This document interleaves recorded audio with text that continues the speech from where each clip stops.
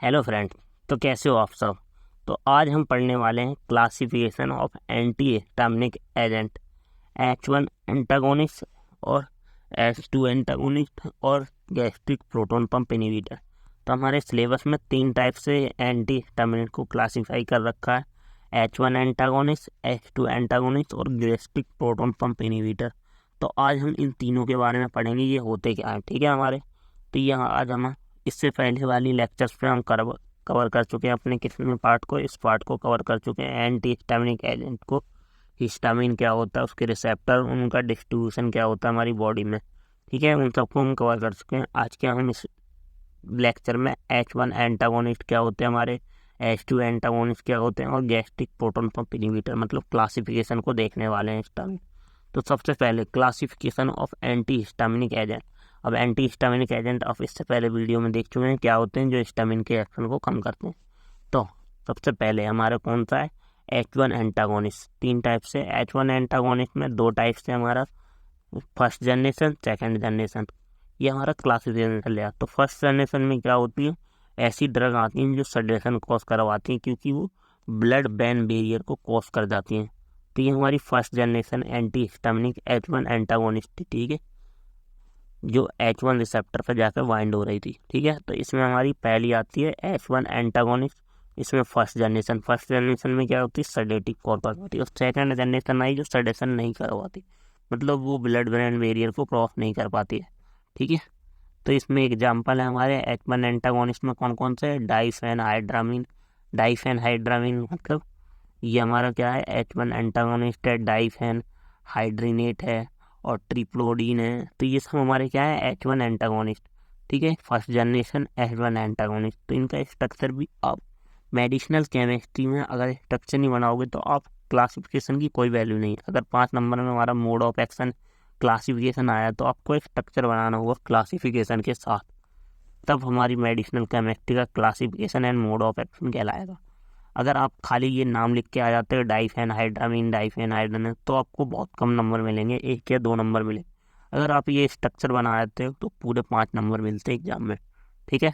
तो आपको अगर आपने मान लो एक लिस्ट लिखी है, मान लो पूरी, हमने मान लो इसकी फर्स्ट जनरेशन की पूरी लिस्ट लिखी है, तो उसमें किसी एक का स्ट्रक्चर जरूर बना के आना, डाइफेनहाइड्रामीन का या डाइफेनहाइड्रानेट का या ट्रिप्लोडीन का या प्रोमेथाजीन का, ठीक है। तो ये सारे स्ट्रक्चर हमें पढ़ने भी हैं हमारे, इसमें हमारे क्या है, इसमें स्टार कुमार ड्रग भी है, देखो जैसे डाइफेनहाइड्रामीन हाइड्रोक्लोराइड है और प्रोमेथाजीन HCl है और हमारा ट्रिप्लोडीन HCl है। तो इन सब के बारे में हमें स्टार मार्क ड्रग है, इनके बारे में हमें इनका SAR वगैरह सिंथेसिस वगैरह भी पढ़नी है, ठीक है। तो हमें इनका स्ट्रक्चर याद करना पड़ेगा। तो डाइफेनहाइड्रामीन में क्या स्ट्रक्चर होता है, हमारी 2 बेंजीन की रिंग के साथ हमारा क्या एक CHO ग्रुप जुड़ा है, देन उसके साथ CH2 मतलब ये एस्टर ग्रुप जुड़ा है, OR मतलब O के साथ हमारा R, इधर भी R इधर भी, मतलब बीच में एस्टर ग्रुप जुड़ा हुआ है। एस्टर ग्रुप के साथ यहाँ पे हमारा क्या जुड़ा हुआ है, इस वाले R के साथ एक CH2 जुड़ा हुआ है, देन हमारा N CH3 मतलब 2 जगह हमारा CH3, देन इधर हमारी क्या जुड़ा हुआ है, बेंजीन, डबल बेंजीन जुड़ी हुई है, ठीक है, 2 बेंजीन लिंक, ठीक है, फिनाइल लिंक कह सकते हो आप इन्हें। तो इधर CH के साथ हमारे R के साथ क्या जुड़ी है, फिनाइल लिंक। तो ये डाइफेनहाइड्रामीन का स्ट्रक्चर है। देन डाइफेनहाइड्रानेट भी है इसमें, ट्रिप्लोडीन का, ये ट्रिप्लोडीन का स्ट्रक्चर है। इसमें क्या हुआ है, बस इस रिंग में क्या हुआ है, यहाँ पे जो हमारा यहाँ पे कौन सा ग्रुप था, OR, यहाँ पे इथाइलिन ग्रुप आ गया है, इथाइल ग्रुप डबल बॉन्ड वाला, ठीक है। तो CHROR एस्टर को हटा के इथाइलिन ग्रुप जोड़ दिया गया है और यहाँ पे हमारी जो 3 मेंबर थे उसको 5 मेंबर मतलब साइक्लोहेक्सेन में कन्वर्ट कर दिया गया है। हेक्सेन मतलब जो साइक्लिक रिंग में कन्वर्ट कर दिया गया है नाइट्रोजन को, ठीक है। तो यहाँ पे हमारे N के साथ हमारा ये क्या बन गया, हमारा साइक्लिक रिंग बन गई और इसके साथ हमारा, तो ये हमारा ट्रिप्लोडीन का स्ट्रक्चर है। दिन प्रोमेथाजीन का स्ट्रक्चर, ये प्रोमेथाजीन का स्ट्रक्चर है, इस ये थोड़ा चेंज हो गया हमारा उसके, ठीक है। तो ये हमारे स्ट्रक्चर, हमें एक आध स्ट्रक्चर तो हमें सिंथेसिस में बना कर ही आना पड़ता है, ठीक है, तभी हमें पूरे नंबर मिलता है मेडिसिनल केमिस्ट्री में। और इसमें एग्जांपल है मैक्लीजीन, साइप्रोहेप्टिडीन, साइप्रोहेप्टेडिन कब दिया जाता है? जब हमारी ये क्या करता है, हमारी जब भूख को बढ़ाता है। तो आपने देखा होगा सिरप वगैरह में तो सिर्फ साइप्रोहेप्टेडिन होता है, डॉक्सिलामाइन और डाइफेनाइल पायरालिन। तो ये हमारे क्या थे, एग्जाम्पल थे H1 एंटागोनिस्ट।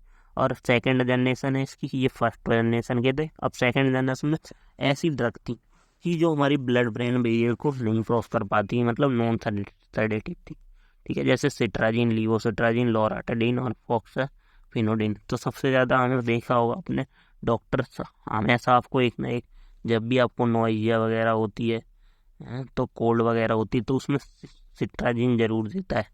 क्यों देता है? क्योंकि ये एंटी हिस्टामिनिक एक्शन शो करती है, ठीक है।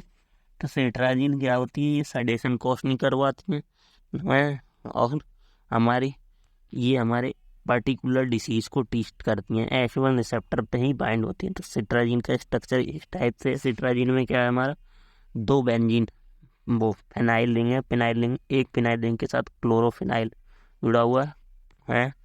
देन हमारा यहाँ पे क्लोरोबेंजीन भी बोल सकते हैं या क्लोरोफिनाइल भी बोल सकते हैं। तो ये हमारी क्लोरोफिनाइल रिंग है।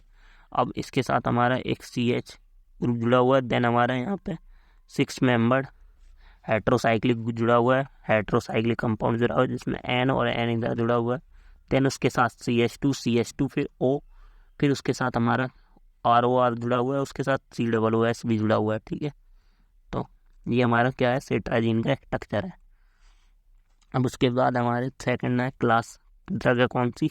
सेकंड है H2 एंटागोनिस्ट। इन्हें गैस्ट्रिक एसिड इनहिबिटर भी बोलते हैं, जैसे रेंटिलिन है, सिमेटिडिन है, फेमोटिलिन।